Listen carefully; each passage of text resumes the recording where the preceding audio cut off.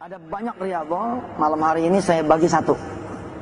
Tapi satu ini dipegang, didawamin, diistiqomahin, dilaksanain. Saya tidak akan bagi kalau belum saudara-saudara semua berjanji bahwa saya akan sungguh-sungguh untuk melaksanakan apa yang Ustadz Yusuf Mansur seru. Janji dulu, oke? Siap? Sebab ini ilmu mahal. Kalau ini ilmu diumbar begitu saja, lalu tidak ada yang menyambut, eman. Mendingan saya ngomong berdua. Siapa yang mau, ayo sini berdua. Lah karena semua mau, ini saya kasih. Ibu bapak yang dirahmati Allah, kita yakin ini juga yang diwasiatkan oleh para alim ulama, para guru-guru, bahwa di antara surah-surah di dalam Al-Quranul Karim, ada di antara surah-surah yang merupakan pembuka pintu rizki, yang kalau kita kemudian baca, maka kita tidak akan fakir selama-lamanya. Tapi sayang beribu sayang, ada yang tahu tapi malas kemudian mendawamkannya. Ada juga yang memang tidak tahu. Malam hari inilah mungkin Allah kasih keredoannya, kita kemudian bisa mengetahui sedikit dari rahasianya. Salah satu riyadhah yang dijalankan oleh saya ketika saya punya hutang dulu, hingga kemudian hutang itu kempes betul. Salah satu riyadhah yang saya lakukan ketika kemudian saya merasa lagi diuji oleh Allah dengan kehinaan.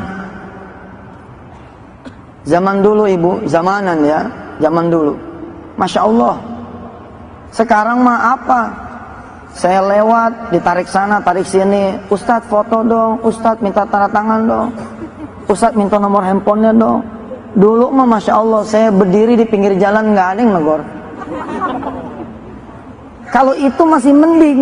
Ini orang saya lewat, mereka memalingkan muka karena tidak mau berteman dengan saya. Saya lewat, kalau bisa itu pintu ditutup karena tidak mau ke bawah sialnya oleh saya.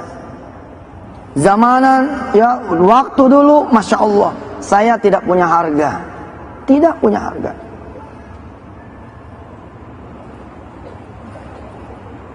Sebagai contoh, insya Allah saya ngomong seperti ini tahadus bin nikmah, untuk juga mengajarkan kepada para putra kiai. Jangan ngelihat bapak Anda semua adalah seorang kiai lalu menjadikan Anda menjadi mulia. Allah nggak mandang itu.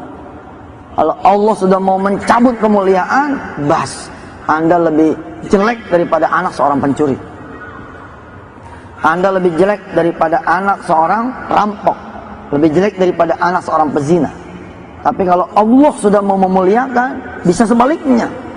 Anak seorang pezina pun mungkin, karena itu hak Allah lah yang memuliakan dan menghinakan, bisa menjadi mulia. Atau sebaliknya bisa menjadi hina. Pada suatu saat, saya pulang ke rumah Bu, Pak, untuk menunjukkan betapa hebatnya surah ini. Betapa fadilahnya, Masya Allah.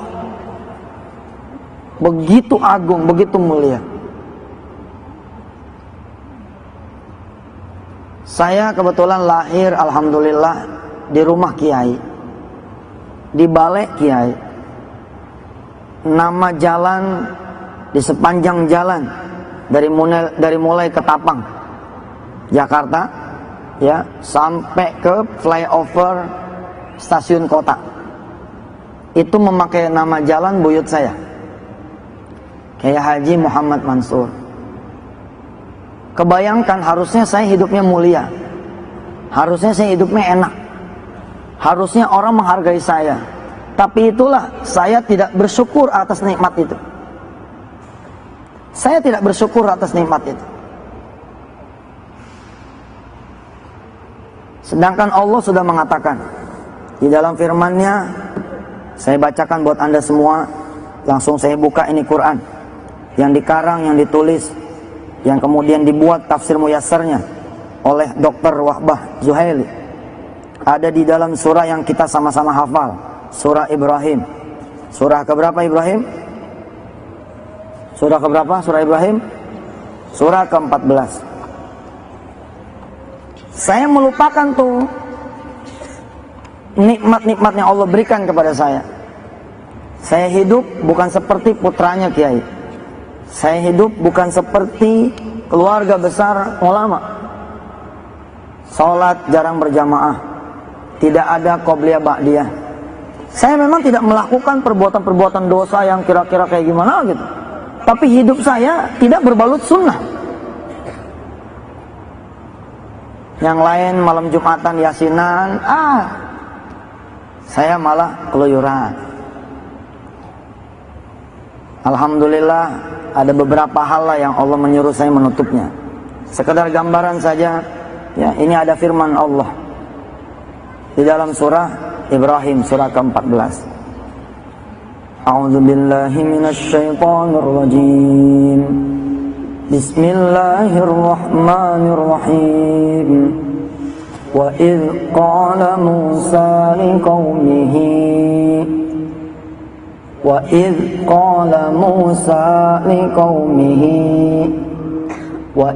قَالَ مُوسَى لِقَوْمِهِ اذْكُرُوا نِعْمَةَ اللَّهِ عَلَيْكُمْ إِذْ أَنْجَاكُمْ مِنْ آلِ فِرْعَوْنَ يَسُومُونَكُمْ سُوءَ الْعَذَابِ وَيُذَبِّحُونَ أَبْنَاءَكُمْ وَيَسْتَحْيُونَ نِسَاءَكُمْ وَفِي ذَلِكُمْ بَلَاءٌ مِّن رَّبِّكُمْ عَظِيمٌ وَإِذْ تَأَذَّنَ رَبُّكُمْ لَئِن شَكَرْتُمْ لَأَزِيدَنَّكُمْ وَلَئِن كَفَرْتُمْ إِنَّ عَذَابِي لَشَدِيدٌ وَقَالَ مُوسَى إِن تَكْفُرُوا أَنْتُمْ وَمَنْ فِي الْأَرْضِ جَمِيعًا فَإِنَّ اللَّهَ لَغَنِيٌّ حَمِيدٌ. Ya Allah, Allah nggak ngelihat tuh. Pokoknya kalau nggak bersyukur, wes akan ku cabut nikmatku kepadamu. Lah ada tukang bakso di depan rumah. Ini tukang bakso nih. Dari mulai saya lahir, dia udah dagang di depan rumah. Nggak pernah dipungut sewanya. Nggak ada sewa, Pak. Dagang depan rumah, dagang aja gitu. Bukan sekedar belasan tahun, tapi puluhan tahun. Minimal ketika itu umur saya kira-kira 21-22.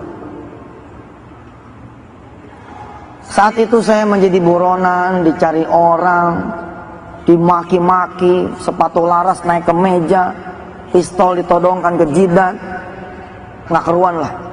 Sampai kemudian saya lari, tidak ada yang tahu saudara-saudara semua kecuali saya buka mungkin pada malam hari ini. Salah satu tempat pelarian saya Jawa Timur. Tapi saya malah lari cakep, saya lari ke pesantren-pesantren. Mukanya kan muka dianggap sama pesantren.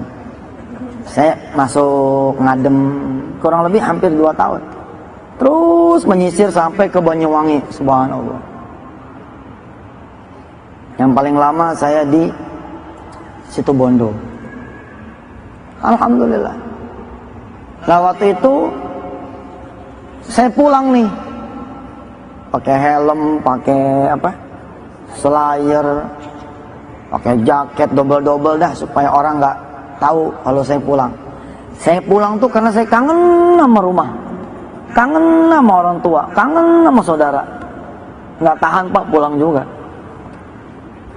Begitu sampai depan pintu, buka helm nih, buka selayar, terciumlah aroma si tukang bakso. Kalau kata orang Betawi, ngambreng ke hidung. Seketika saya nengok, kemudian saya bilang sama si tukang bakso, "Bang, pesannya 1 mangkok." Itu ya, saya tidak melupakan tuh wajah beliau tuh. Si tukang bakso langsung nengok ke saya, kemudian matanya seperti mata menyelidik dan berkata kepada saya, "Bayar enggak?"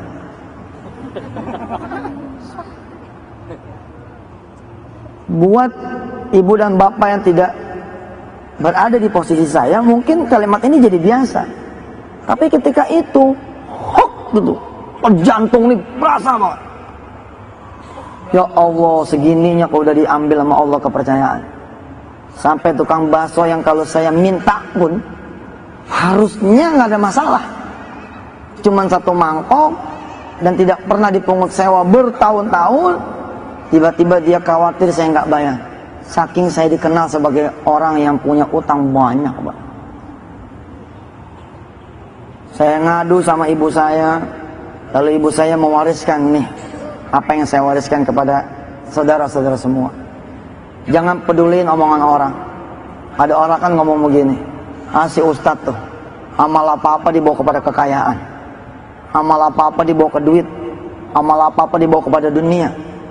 Kalau saya mah sederhana saja. Satu, kita tidak haram meminta dunia kepada Allah Azza wa Jalla. Yang tidak boleh kita mengambil dunia dengan cara-cara yang haram. Perhatikan ya kalimatnya. Kita tidak diharamkan meminta dunia kepada Allah Azza wa Jalla. Yang tidak boleh adalah mengambil dunia dengan cara-cara yang haram. Sebagian tahu kunci-kuncinya mencari dunia, sebagian tidak tahu, karena itulah dia kecapean, keletihan, atau mungkin salah jalan. Sebagian ada yang tahu, sehingga kemudian Allah antar apa yang dia butuhkan. Ibu saya, nenek saya, bibi saya, karena barangkali beliau-beliau itu orang istiqomah, nggak punya banyak macam-macamnya dan tauhidnya bagus, mewariskan itu kepada saya. Dan terbukti. Ibu saya nulis tuh dengan tangannya. Kalau pengen Allah nolongin kamu, cegat waktu asar. Jadi waktu asar nih jangan kayak orang-orang dipanggil baru datang. Jangan. Kalau lagi punya masalah sebelum asar datang, kita udah datang duluan. Paham tuh? Ngejegat waktu asar tuh begitu. Kalau lagi punya masalah banyak, cegat waktu subuh. Jangan biarkan itu subuh sama asar ngeduluin kamu. Insya Allah pertolongan Allah itu udah deket kalau kamu bisa seperti itu. Tadi saya bilang riyadhah ini banyak sekali. Kalau bapak dan ibu memperhatikan di layar kaca, saya senantiasa membagi dikit-dikit. Dikit, karena memang tidak semua orang kemudian ala kulli juhdihim, ya, berlari kepada Allah Subhanahu wa taala, enggak bisa. Bisa sih kalau udah kepepet bener. Biasanya udah kepepet bener apa aja dilakonin. Tapi kalau masih standar, ya. Apa yang ditulis oleh ibu saya? Ya Fattahu, Ya Razzaku, Ya Muhawwilal Ahwali, Hawwil halana ila ahsanil hal. Hasbunallahu wa ni'mal wakil, ni'mal maula wa ni'man nasir, la haula wa la quwwata illa billahil aliyil azim. Ini diijazahkan langsung oleh ibu saya kepada saya. Saya megang itu kertas sambil bergetar, Pak. Bayangin ya, nasihatnya aja udah subhanallah nih. Ya Fattah, wahai yang maha membuka. Buka semua apa yang menjadi penutup saya ya Allah. Buka apa yang menjadi penutup anak saya ya Rahman. Ya Fattah disebut Asmaul Husna. Ya Fattah. Ya Razzaq, wahai yang maha memberikan rezeki. Ya Muhawwilal Ahwal, wahai yang maha mengubah keadaan. Hawwil halana ila ahsanil hal. Ubah keadaan kami ya Allah kepada keadaan yang lebih baik lagi. Tergantung saudara-saudara nanti memakainya. Ketika dipakai sama orang-orang yang punya hutang, tentu keadaan yang lebih baik adalah hutangnya lunas. Kalau dibaca dalam keadaan suami ringan tangan, insya Allah Allah akan ubah suami menjadi penyayang, menjadi penyabar. Kalau dibaca oleh suami yang istrinya ilah mulutnya Masya Allah, Bukan cuman aib suami yang dibuka, tapi sak mertuanya dibuka, sak adik kakaknya dibuka, sak gurunya juga dibuka. Ya muhawwilal ahwal, hawil halana ila ahsanil hal, termasuk insyaallah akan mengubah keadaan istrinya. Kalau dibaca sama orang tua yang anaknya kemudian bangor, udah lebih derajatnya daripada bandel. Bangor tuh 2 kali bandel. Oh, di Betawi ya. Susah diatur. Bapak ibu nyalain mobil di pagi hari nggak ada apinya, disangka akinya tidak bekerja. Begitu buka kap mesin, ternyata mesinnya dijual. Bisa. Kalau anak narkobais pak, apa aja disikat sama dia. Kalau dibaca sama orang tua yang anaknya doraka, ya muhawwilal ahwal, maka insya Allah akan terjadi perubahan di anak kita. Dalam keadaan kita ngontrak, kita baca terus nih doa seperti warisannya ibu saya. Insya Allah kita akan pindah ke tempat yang lebih baik. Tadinya kontrakan yang 75 jadi kontrakan yang 150. Ya lumayan kan? Tadinya 150, baca terus jadi 300. Baca lagi jadi 1 juta, baca lagi jadi punya sendiri. Insya Allah. Dibaca terus, diwiridin terus sama yang naik motor, maka insya Allah Allah akan rubah dia menjadi Xenia, menjadi Kijang, menjadi sedan, menjadi mobil roda 4 yang dia mau. Bahkan kalau kebanyakan bacanya, insya Allah dapat mobil tronton yang 16 ban. Yo, nandanya jadi pengusaha toh, pengusaha transportir, punya banyak bus, punya banyak truk. Masya Allah. Dulu pak saya mengingat, saking saya pengen ngelakonin apa yang dijalankan, disarankan oleh ibu saya. Mudah-mudahan Allah yang maha mengetahui segala nawaitu saya menceritakan ini kepada ibu dan bapak. Wala riya wala sum'ah, nggak ada riya, nggak ada sum'ah. Saking takutnya nih, ini jalannya naik motor, hujan gede, bedu gede nih hujan. Yang lain pada berhenti, saya tabrak tuh hujan. Saya tabrak tuh hujan. Sambil saya menangis, sambil saya baca itu zikir, lalu saya bilang pada Allah, ya Allah nih, saat turun hujan adalah saat yang dikabulkan oleh Allah doa-doanya para hambamu ya Allah. Saya berdoa pakai ini. Pokoknya apapun keadaan ibu, bapak, sakit yang berkepanjangan, dihina, di kantor, di perumahan, di keluarga, Allah akan ubah, Allah akan ubah, Allah akan ubah. Dan ini ada sambungannya. Apa kata ibu saya? Apa kata nenek saya? Apa kata bibi saya? Apa kata paman saya? Apa kata orang-orang tua saya? Apa kata para guru? Hampir sama. Sambungannya adalah suratul Waqiah. Sambungannya adalah suratul Waqiah. Kita hafalin dulu doanya. Bismillahirrahmanirrahim. Ya Fattahu, Ya Razzaqu, Ya Muhawwilal Ahwali, Hawwil halana ila ahsanil hal. Hasbunallahu wa ni'mal wakilu, ni'mal maula wa ni'man nasir. La haula wa la quwwata illa billahil aliyyil azim. Dan saya tidak akan tinggal ini insyaallah hatta amut, sampai saya mati. Kenapa? Karena satu, saya bilang ini zikir ya, ini Asmaul Husna, ini doa udah Masya Allah. Yang kedua, ini dari ibu saya.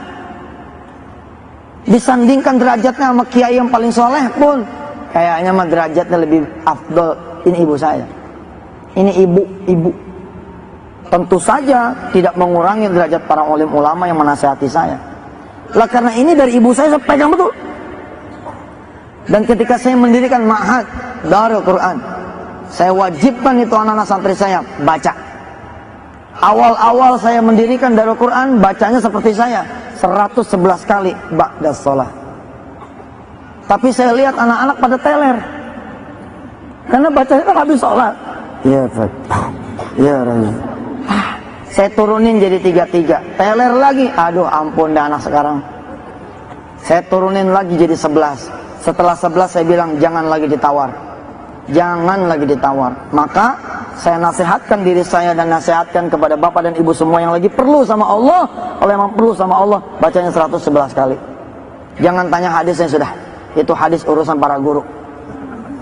Iya, jangan jadi murid bawel. Bentar-bentar nanya hadis, mana dalil. Capek, sami'na wa ta'na aja udah sama guru mah. Insya Allah barokah. Ya, masa iya guru ngejerumusin kan begitu?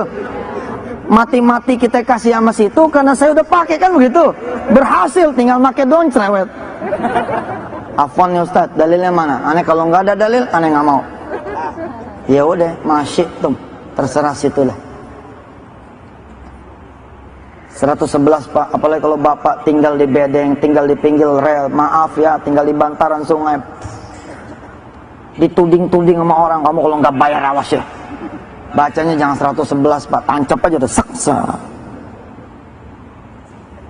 Istiqomahin, pandangin wajah emak.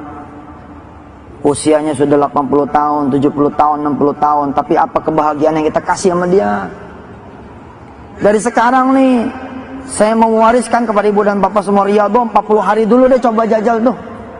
Kalau 40 hari berat ngamalin ini, ba'da subuh sama ba'da asar, ya komo seperti santri-santri saya mah setiap ba'da sholat. Kalau emang susah ba'da asar saja, kalau emang susah ba'da subuh saja, kalau memang susah juga, ya sudahlah. Dari satu hari itu jangan sampai nggak baca. Tapi kemudian istiqomahin selama 40 hari. Kalau 40 hari masih berat juga, 3 hari. Kalau 3 hari dirasa enak, 7 hari. 7 hari dirasa enak, 14 hari. 14 hari dirasa enak, 21 hari. 21 hari dirasa enak, melangsam 40 hari. Kalau udah jadi doyan, 40 jadiin 100 hari. Kalau sudah begitu insya Allah, tanda-tanda nasrun minallahi qarib.